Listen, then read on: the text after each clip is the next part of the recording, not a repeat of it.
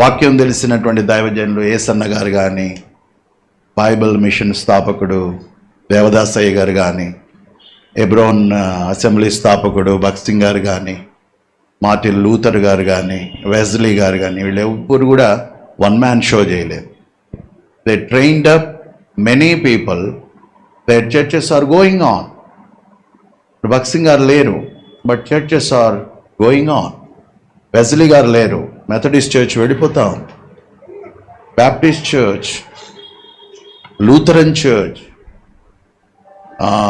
Hosanna ministry, Bible mission, ఇటువంటివన్నీ నడుస్తూ ఉన్నాయి. ఎందుకు?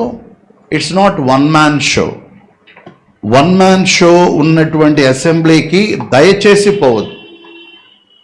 నేను నా కుటుంబమే అనేటువంటి దగ్గరికి దయచేసి, అది చూడడానికి బాగానే ఉంటుంది కానీ publicly I'm announcing there is an selfish